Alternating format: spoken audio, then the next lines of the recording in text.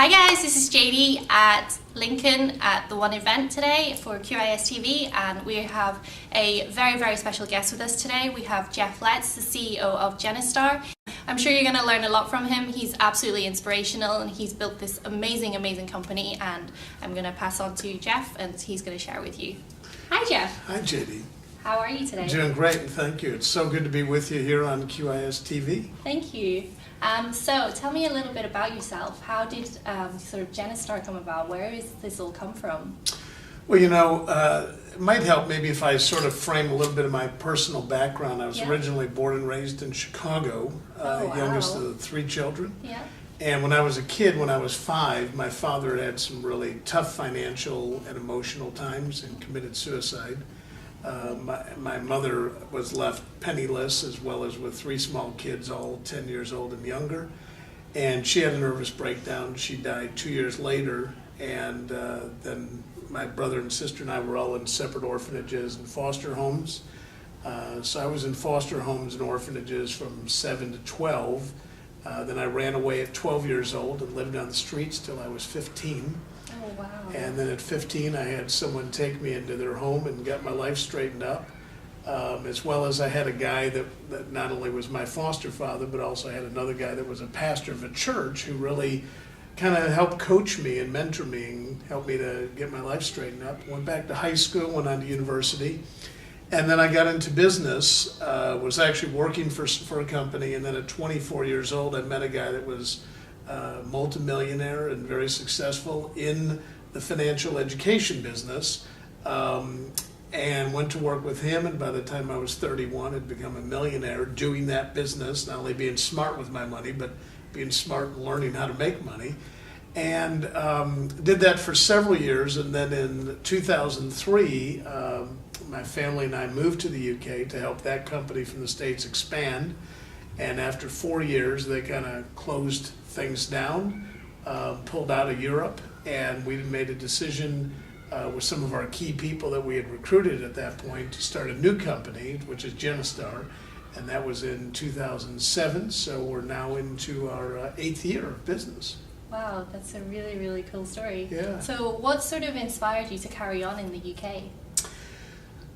It's a really interesting question, because I remember when the other company announced that they were pulling out, my wife and I had just bought a home in Nice, France, and my wife said, "This is fantastic, now you can retire." And I said, "But honey, I'm not ready to retire, and that just sounds so boring." Mm-hmm.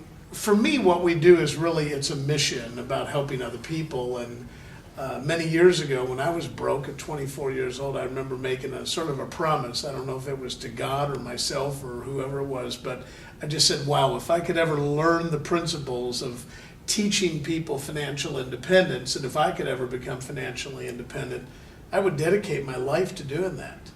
Well, you better be careful what you promise for, because it's easy once you get it to kind of forget about other people. Yeah. And so for me, it's really about making a difference. It's about the mission of helping people and really making a difference in other people's lives and leaving a legacy behind. So in terms of influences in your life, what would you say was the biggest influence to sort of push you to help other people and to make this change? I would say probably the biggest influence would have been my last foster father. He was just a real caring guy, real giving, and was really all about, hey Jeff, put out, don't be afraid to be a servant and to really serve people. And if you keep doing that, sooner or later it'll come back to you. So in terms of sort of your financial education then, where did you learn it all from? Well, I learned that from a company in the States called Primerica. And I was 24, and I was like most people, I was spending more than I was making. I always call it, I had too much month left at the end of the money. It came to the 25th of the month, and the bank account was empty, and now you're going into overdraft. Mm-hmm. And I was in debt, and I had no financial education. It is amazing, JD, in school we have 14,000 hours of school, not even counting university, and we get no practical information about how to really handle money. And so I was one of those guys at 24. I was broke. I had credit card debts, 2 car payments, a house payment, and really not a heck of a lot to show for it as far as asset-wise.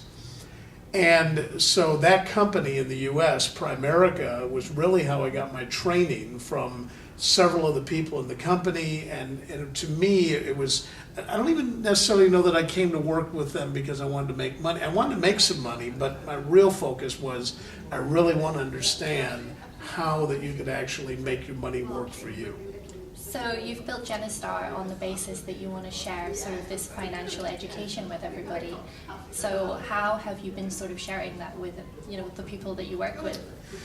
Well, when we first started in 2007, we had 7 key people, of which one of them that through how I met you and Eric was a lady by the name of Jan Obridge, and Jan helped us to really found the company here.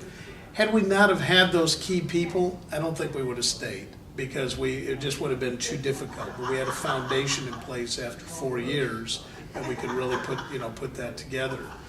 And so, I think that in just making a decision to stay, the real decision is we can make a difference. We can help people to become debt-free, to plan financial independence, how they can actually get passive income to get them to the point where that they don't have to live in mediocrity at retirement age. So the whole model of Genistar is sort of on a multi-level marketing sort of model? It is, yeah. It's I like to call it word-of-mouth marketing. We have a multi-level aspect to what we do, so yes, it's part of that, but we're not multi-level. But we also have lots of other parts to it as far as word of mouth and that type of thing. And so we've really built the company strictly by word of mouth. We've done very little, if any, advertising. And in 7 years, we've recruited 6,500 associates across the UK. Wow.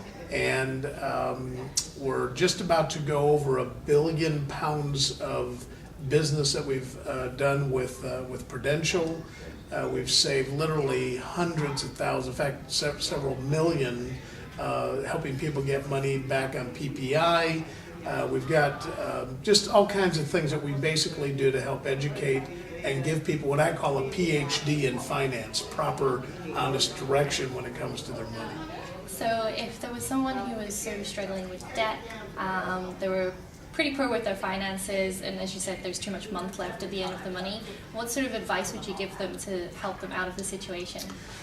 Well, the counsel I would have is the first thing that I did, because when I was 24 and I was deep in debt, is my wife and I sat down together. We got all of our credit cards out of our wallet and our purse, and we did plastic surgery. Plastic surgery is where you cut your credit, where you cut the plastic up. And we made, I remember we made a chart up on the wall, and we listed out exactly what our debt was, and then we put together a plan on how to actually become debt-free. Literally within 9 months, we had all of our credit cards and our car payments paid off. That's really impressive. Yeah. Now, I got to tell you, one of the ways we did that is A, we had a plan, and B, we joined a company like Genistar, and we started making about $1,500 a month extra part-time. So I started taking all that money, applying it to the debt, and just, our focus was to become debt-free.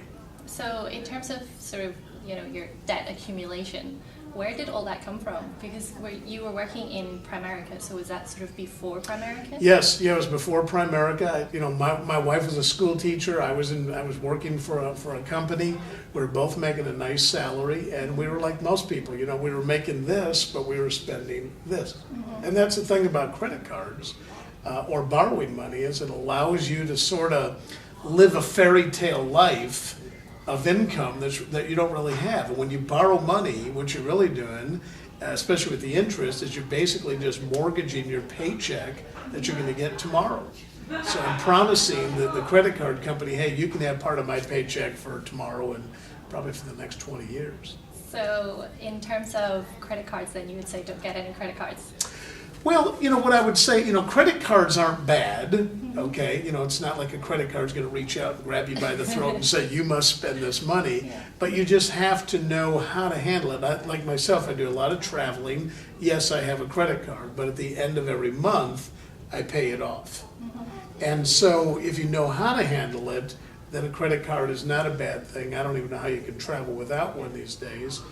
But the problem is it's too easy to get into this monthly payment mode where you think I'm paying $25 a month, $50 a month, whatever it might be. Well, if you look at it, probably 50 to 70% of your payment is going towards interest, which literally is like driving down the road and just throwing money out the window.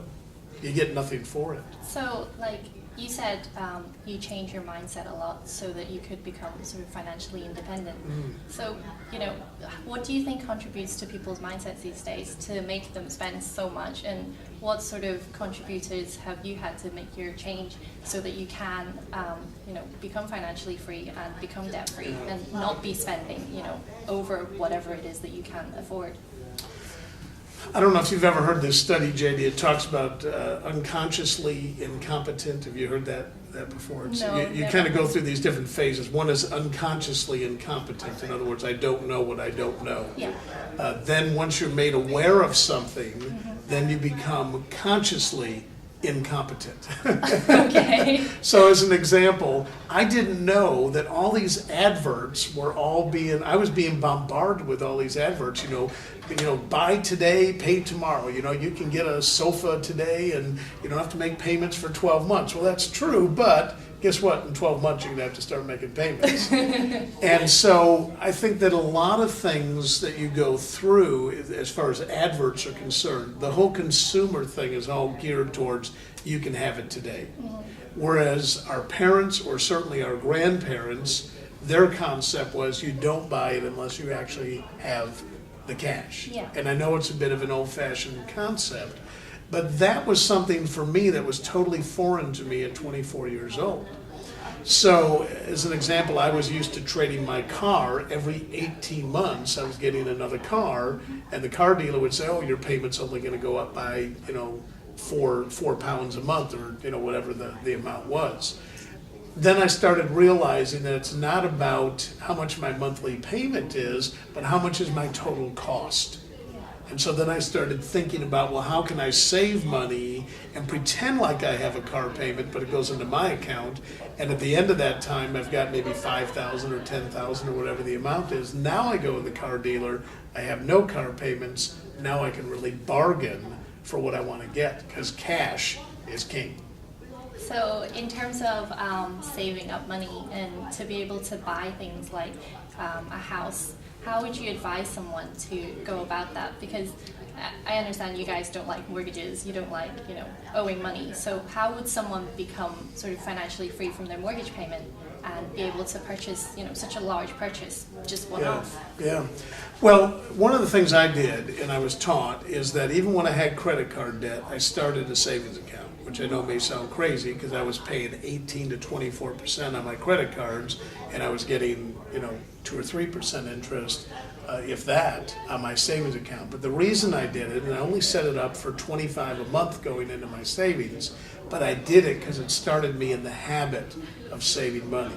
And once I freed up $500 a month, because I got rid of my car payments, my credit cards, now I was into the habit. And as my debt went down and I finally got rid of my debt, then my savings actually went up.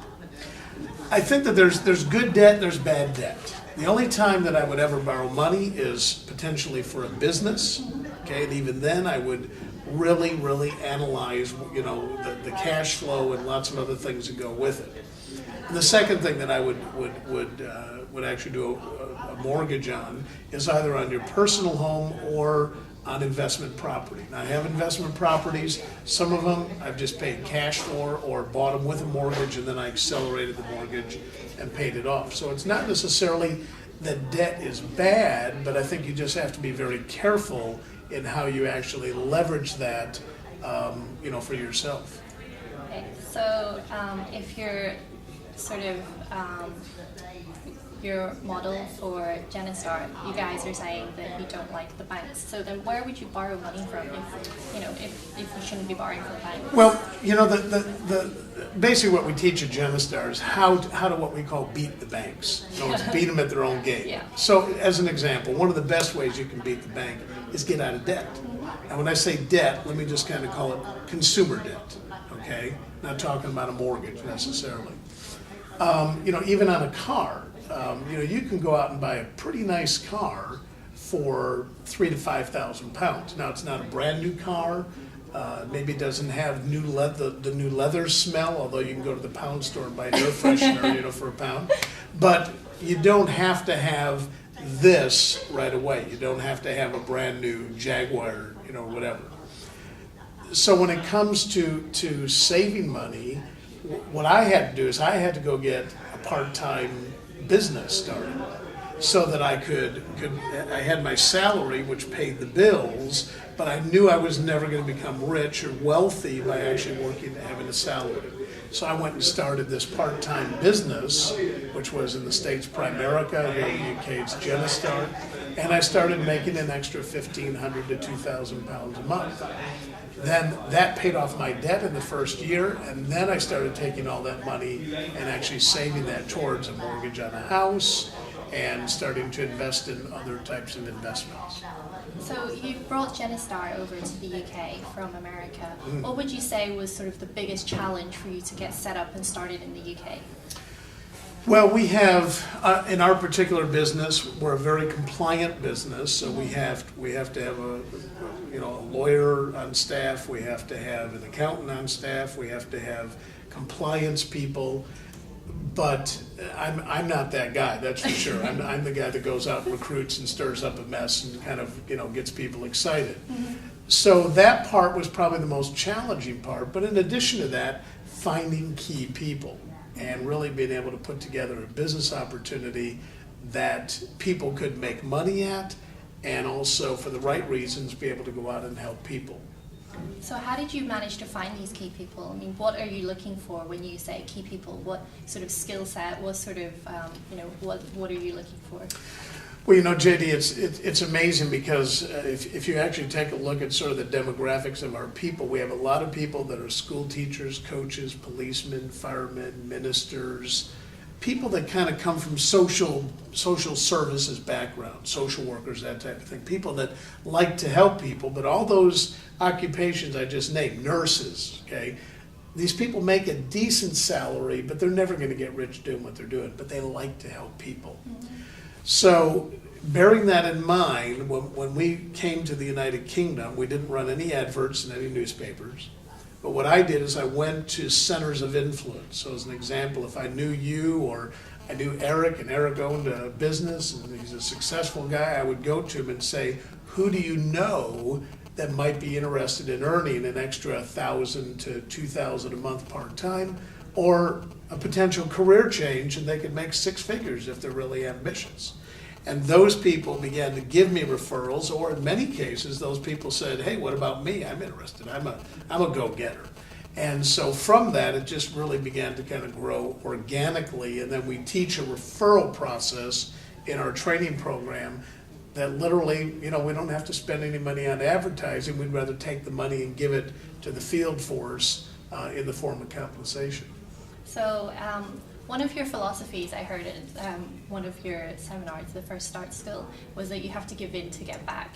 So explain to me a bit about that philosophy. I'm assuming you're probably talking about as far as the sort of the law of abundance. And Yeah.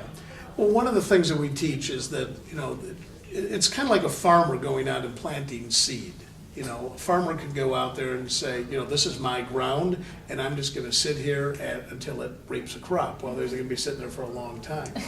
And so while you've got the seeds in your hand, you have a couple of choices. You can either eat it, or you can plant it and begin to look more long term. And it's the same thing in our business, is that if you're willing to sort of give back to others and not be looking at the money, I call it the smell of the hunt.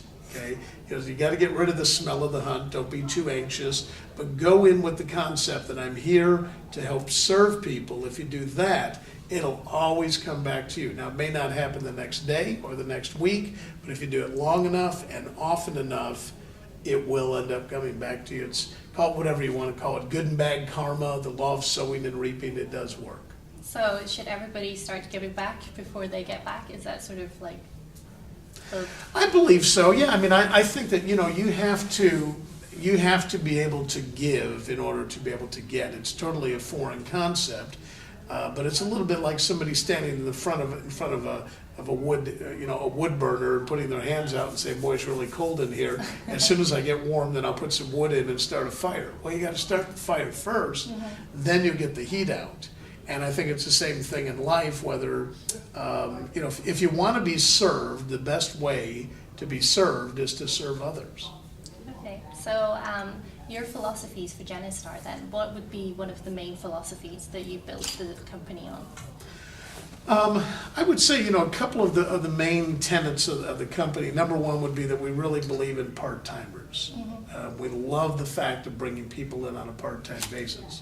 I think it does a couple things. One is it allows people that are in these occupations I mentioned, and it doesn't just limit it to those. We have business owners, we've got engineers, we've got all kinds of people, but it allows them to stay in their current occupation, make a living, but sort of dip their toe into something while they're doing that. I like to call it making a living while you're getting rich, okay? So that's one of the things, is that we love part-timers that then can grow into full-time if that's what they would like to do. Second thing is that we believe in is when it comes to financial planning, financial counseling that we give to people, always do what's right 100% of the time. So if you're sitting there and you're trying to look at this and you go, whoa, if I told them this, I would make this much in commission, the question you have to ask yourself is that what you would do? Is that what you would give counsel to somebody on? If you were my daughter, would I say, hey, JD, this is what you ought to do? I wouldn't be thinking about how much money I can make. I'd be thinking about what's right for my daughter, what's right for my family. Okay? So that's another concept, is always do what's right, always tell the truth, and you never have to remember what you told anybody. And then I would say that the third thing is that, we really believe that anybody can learn our business, anybody can achieve whatever they want to. I always like to say it this way: if a kid like me came off the streets of Chicago, orphaned, okay, as a teenager, I was in trouble, I was in drugs, I was a messed up kid, okay? If a kid like me could have got his life straightened up, ended up becoming a millionaire, I honestly believe in my heart of hearts, anybody can do it if they have the desire. So what age were you when you became a millionaire? 31. So what would you say was sort of your journey from becoming, from an orphan to going into foster homes to becoming a millionaire? What drove you to sort of decide one day, actually, I want to be a millionaire? Well, from the time I was in say at 15, when I first got my life straightened out, really until I was 24, so we're talking 9 years, I always thought, wouldn't it be cool to be financially independent, but never had a clue how to do it. And honestly, in my heart, I thought it's probably not achievable. I wasn't born on the right side of the tracks. My parents weren't wealthy. Nobody's digging oil in my backyard, okay? They're not going to strike gold or oil in my backyard. So while I liked the idea, I'm not sure that I really believed that it could happen to me until I met somebody that when I was 24 that was a multimillionaire and said to me, I will coach you and mentor you in my business.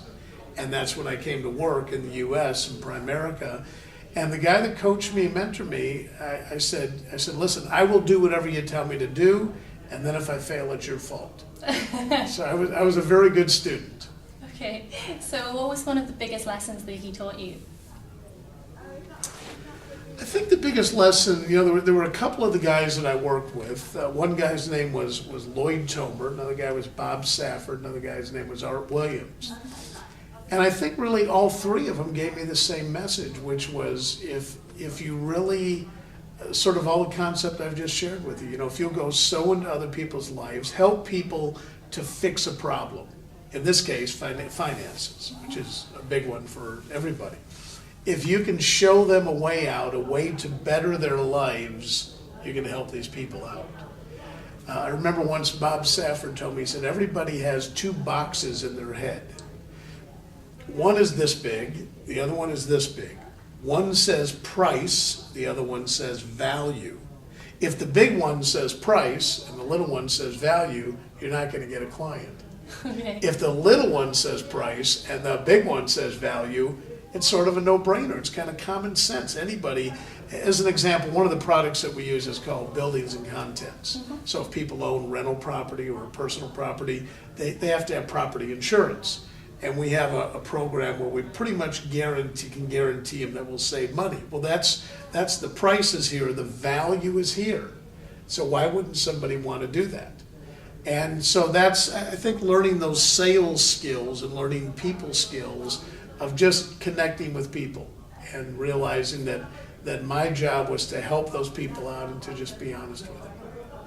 Well, who would you say was one of the main people that you draw influence from in your life today? Today? Yeah.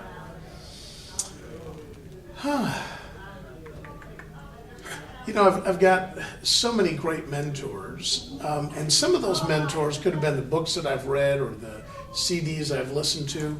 I would say right now one of my main mentors is a guy by the name of Rabbi Daniel Lapin, and he's got some incredible material on YouTube and just lots of good teaching.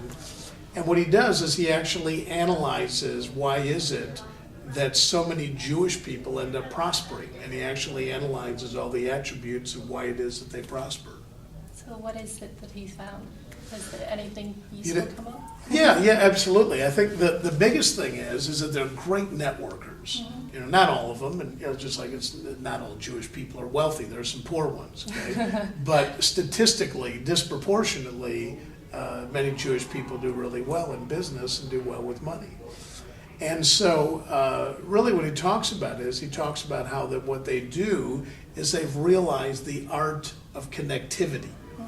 And that if you're a good connector, and that means, as an example, if I met you and found out a little bit about your background, immediately in my mind, and I had to train myself to do this, kicks into gear. What I basically will ask you is I'd say, well, JD, is there anything that I could do to serve you? Is there anything that I could do to help you? Well, you know what? If I help you, guess what? I've probably just made a friend. Yeah. And it is amazing that the more friends that you have, probably the more business you'll actually end up with too. That's a really interesting theory. Yeah. In terms of sort of mentors then, would you say it's important in life to have a mentor? You've mentioned a couple. Yeah, I think it is. It's difficult to figure out this jigsaw. It's like a jigsaw puzzle. And to me, it's not only difficult, I think it's impossible without other people in your life. I know that Eric does a lot of coaching and a lot of mentoring for people. I think it's fantastic. And I think that people can really benefit from it because, for you, I remember back, especially as a teenager, I used to have this attitude that said, I don't want anybody to tell me how to do it. I want to figure it out myself so that I can learn. Well, that's kind of like, why don't you beat your head on the wall, because it really feels good when you stop, okay? So I learned that instead of me beating my head on the wall, or instead of me driving down the road and hitting the bumps in the road, why don't I learn from other people that have already been down that road? So I'm constantly looking for those kind of people, and it could be in different areas. I was just talking to someone here at this conference that's a good friend of mine that recently in the last 2 years has lost 4 stone in weight. Wow. And I'm on a mission over the next couple months to take off 2 stone. Okay. And so I said, how'd you do that? And this guy began to share with me how that he did that, his eating habits, his cycling, and how kind of he built up. And now the guy rides between 30 to 50 miles a day in cycling. Wow. Okay, that just tires me out just thinking about that. I thought I was doing good at 10 miles a day, So, you can look for mentors and people that have done well in their life. It could be in their spiritual life, in their health life, in their financial life, in their relationships. And I think that it is important to have good role models that you can become friends with and they can help you, and so that you've actually got some accountability also, and that you're on the right track. So in terms of finding a mentor, what would you say is the most important thing to look for? I would say 2 things. Number one is make sure that it's someone that you can really click with and that you can become friends with, okay? That's what I love about the people that I'm around, is I'm friends with them. I'm not just there just to suck off of them an idea or just to sell them a product or whatever.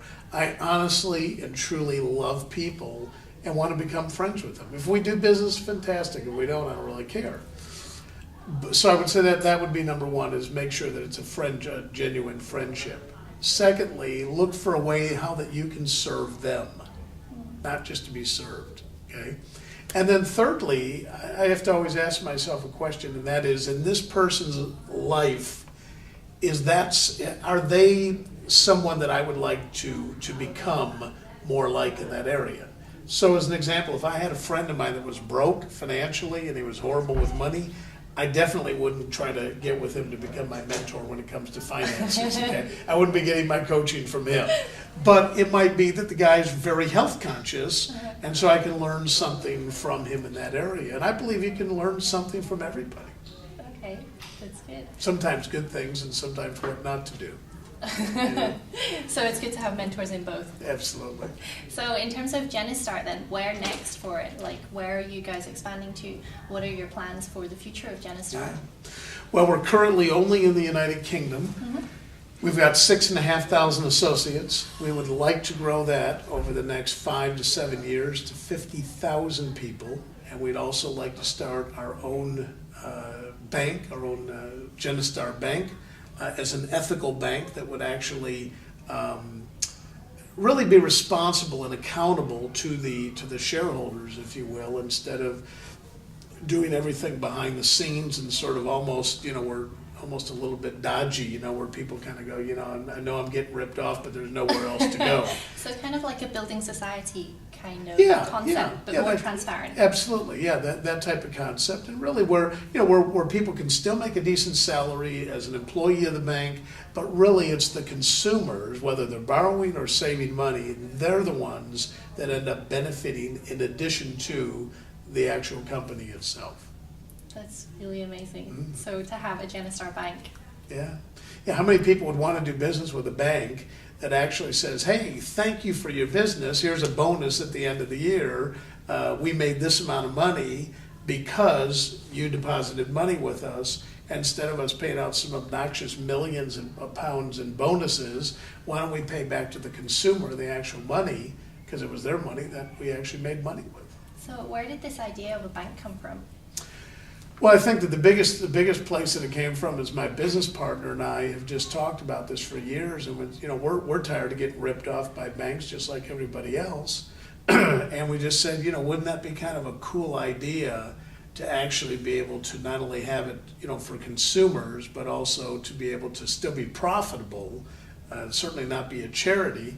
And so I think it just came from the concept of thinking, how can we help people when it comes to their finances and when it comes to financial education. That's really, really cool. Yeah. So, I think another concept, if I can share with you and QIS TV, is there's a concept called mortgage acceleration, or sometimes called fortnightly payments. I don't know if you've heard of this or not, maybe one of our seminars. But basically, the way that mortgages are designed here in the United Kingdom is for you to pay it on a monthly basis. yeah. And let's say that your payment is $1,000 a month. Well, there's a way we can show you through Genistar how that you could actually make that payment, half payment, every 2 weeks, and it will take a 25-year mortgage and cut it down to 18 years. Oh, I did hear that at first. Yes, and so you shave off 7 years off of your mortgage just by doing a half payment every 2 weeks. Now, there's a specific way to do it, so if someone was interested, they probably would be best to, call in or email into this, to the TV station, and then you guys could certainly get them some details on it. But 7 years off your mortgage, I mean, that's just amazing. And the bank doesn't want you to know about it, which is too bad. And that would be one of the things that we would do at our bank, is that we would actually, from day one, we would educate people and say, hey, would you like to do it monthly, or would you rather save 7 years and do a half payment every 2 weeks? Well, I don't know anybody that would go, no, I'd rather be in debt for 7 more years and pay you more money. Okay, everybody would prefer to be out of debt quicker. Yeah. But at least you could give them the education for it. So if someone was looking for financial advice and financial education, where should they go to? Well, I think that there's several different options. One is you could go to an IFA, independent financial advisor. The challenge there is they're going to typically charge you £150 an hour. Wow. Probably your minimum interview will be 4 hours, so you're looking at £600. By the way, that would be money well spent. okay? But here's the problem. Most families in middle income don't have an extra 600 to 1,000 pounds to go invest in that. They probably should be taking the money and applying it to their debt, getting out of debt quicker. We offer at Genistar a complimentary financial game plan, a complimentary analysis. So I honestly believe this in my heart, that every single consumer should get a copy of this report on how it shows how to get out of debt, how to save money for the future, what are your goals. And so we do that analysis totally free of charge. So this financial game plan that we do it's like a 13-page report, cost literally for free. Yeah. Okay. Now the good news is if you don't like it, we'll double your money back. Okay. So free times 2 is nothing. But in the analysis, if someone wanted one of these, an average financial planner would charge you 500 to 1,000 pounds. We do it complimentary. And the reason we're able to do that is because then we can show you ways to maybe get a better mortgage, get better life cover, get better building contents, get PPI money back. We then get paid a direct fee from those companies. Okay. So it doesn't cost you anything out of pocket. And if someone was interested in one of those, if they would email QIS TV and ask for that information, then the station could certainly put them in contact with someone that can provide analysis on that. Okay, so where do you sort of, because you said before that you now live in Nice part-time and you live in the United Kingdom part-time. So how do you split your time between sort of the two places and also between Genistar? Yeah. I would say, half my time is in Nice, France. Someone asked me why Nice. I said, well, there's 360 reasons. You know what the reasons are? There's 360 days of sunshine. And so my wife and I just, when we were coming up and poor, I said, honey, whatever it is that, let's set our goals. And one of the goals was, hey, we'd love to live in the south of France. So we've been living there now since 2007.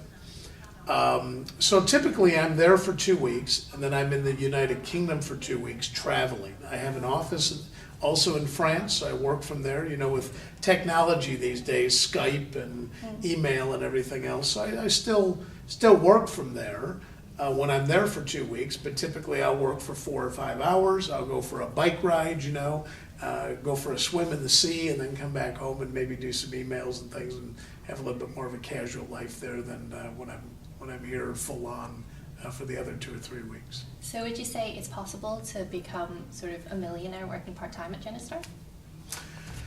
Yeah, I will say that, certainly someone could do it. It would take some years, doing it part-time. If someone was really serious, really focused, I did it in 6.5 years. Now I was part-time for 1 year, full-time for 5.5 years, and put together a million. It was in the States, it was $1 million.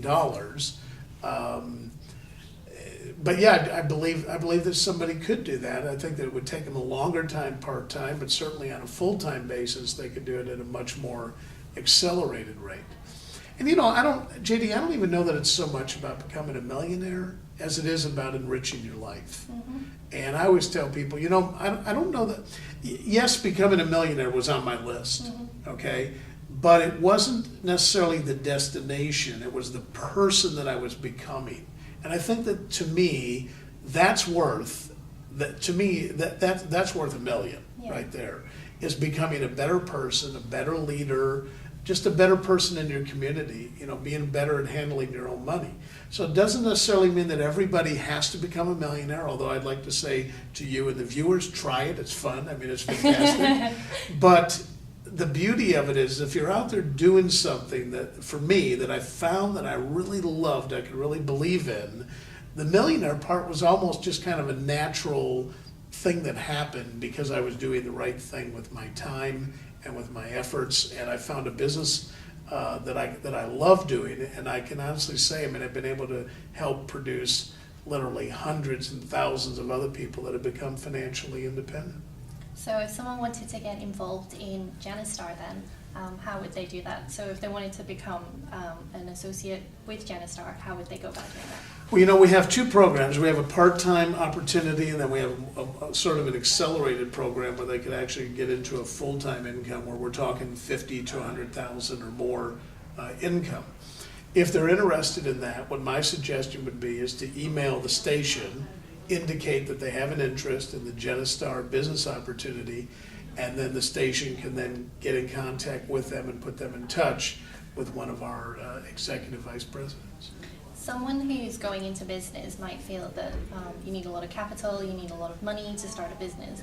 What would be your advice in starting up a business, in where they can find that funding from, or how can they start a business if they don't have the money? Yeah, it's interesting. In Genistar, literally, you could get started for less than a couple £100. So it is going to cost you some money to get into. Although I will say that, again, this is my own personal opinion, before going and spending lots of money. Now, when I say lots of money, I'm not talking about spending a couple hundred. I'm talking about spending 20, 30, 50, 100,000 pounds to get in. But if I know I could go make 30,000 a year, or 50,000 a year, or 100,000 a year, why wouldn't I make that investment? Okay? And so, to me, I think what you have to do is just do your research. If I had an interest in an industry, as an example, if I wanted to go in the fashion industry, before I would go start my own fashion line, I would first go to work for someone in the fashion industry. If you were in the fashion industry and I wanted to become like you, I would go to work for you and learn everything about your business. Now, what I may find is that I'm actually better at working with you. I might have just found myself a business partner, or at least now I've got the education and the knowledge to now know what I want to do. And that might take me a year or 2 years, but it's really a very small price to pay when you consider that some 80 to 90% of the businesses fail within their first 5 years. And I believe that a lot of that is because people have really not properly went in, and not, when I say do the research, you can do all the book research in the laboratory that you want, but get out there, get your hands dirty, and dig into that industry. And that's what I love about our business model, is that they have little to no risk. It's just really a matter of their time and their discipline of their time. So if you could give one piece of parting advice to all the people out there who are maybe struggling a little bit right now, what would it be? I would say take hope that there is a light at the end of the tunnel, and it's not a train. And there is a way. I don't care what your predicament is. I don't care how much debt you've got. I don't care if you just lost your job. I don't care what your situation is. There is a way to better your life. Now, it may not be the same path or the same avenue for everybody. As an example, Genistar may not be the business opportunity for somebody. But get into something, do something, so that you don't end up at the end of your life living with regrets. I saw a survey recently that asked people that were up in their 90s, and they said, if you could change your life, what would it be that you would do different in looking back? And the answer was, I would take more risk, and I would do the things that I actually dreamt about doing. Life is not, this is not a dress rehearsal or on stage. There's only one time going around. You might as well go out there and do something special with your life. Thank you very much, Jeff, for letting me interview you. Great. Thank you, Jenny. It's been an honor. Thank you so much. Okay. Thank you.